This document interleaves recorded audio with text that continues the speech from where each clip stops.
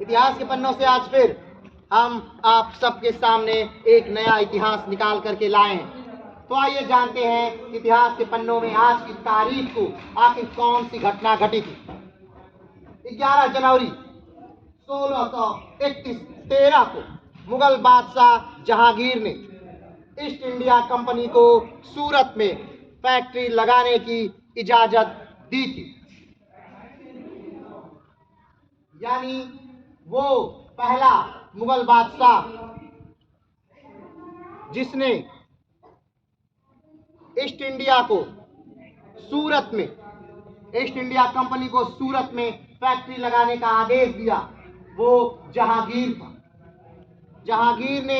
जहांगीर के आदेश पर ही 1600 में ईस्ट इंडिया कंपनी सूरत में अपनी फैक्ट्री लगाने में कामयाब हो गई और धीरे धीरे फिर वो पूरे भारतवर्ष को अपने कब्जे में लेती गई। सबसे पहले बंगाल, फिर उसके बाद मद्रास, फिर उसके बाद मैसूर, फिर उसके बाद धीरे धीरे करके पूरे हिंदुस्तान को उन्होंने अपने कब्जे में ले लिया। 1857 तक लगभग आधा भारत उनके कब्जे में था, लेकिन विद्रोह के बाद जब रानी का आदेश आया तब ये सिलसिला थम गया और जो अधीनता स्वीकार करने के लिए तैयार थे उन राजाओं को अपने कब्जे में लेना बंद कर दिया। हॉकिंस पहला ऐसा यात्री था जो सबसे पहले भारतीय राजाओं के दरबार में आया और टॉमस रो दूसरा ऐसा यात्री, अंग्रेज यात्री था जो भारतीयों के दरबार में आया और जिसने अनुमति भी दी यहाँ पर अपनी फैक्ट्रियां लगाने।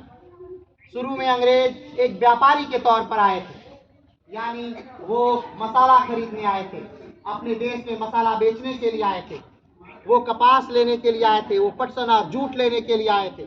लेकिन धीरे धीरे धीरे उन्होंने हमारी अर्थव्यवस्थाओं में हस्तक्षेप करना शुरू किया और धीरे धीरे वो यहाँ के होकर रहे और भारत पर फिर शासन करने लगे। लेकिन हमारे क्रांतिकारियों की अथक मेहनत से फिर हमने अपने देश को अंग्रेजों से आजाद करा।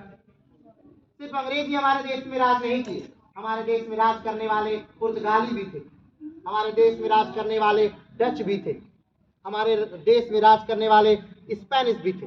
हाँ, लेकिन वो बड़े जगहों पे राज नहीं किए, वो छोटे जगहों पे राज किए। लेकिन अंग्रेजों ने बड़े भूभाग को जीता और उस पर क्या किया? राज किया। तो आज की तारीख 11 जनवरी है और 11 जनवरी 1613 को ही मुगल बादशाह जहांगीर ने ईस्ट इंडिया कंपनी को सूरत में लगाने का आदेश दिया और वो दिन, वो तारीख आज। तो इतिहास के पन्नों से आज के लिए इतना ही। फिर मिलेंगे एक नए इतिहास के साथ, तब तक के लिए जय हिंद।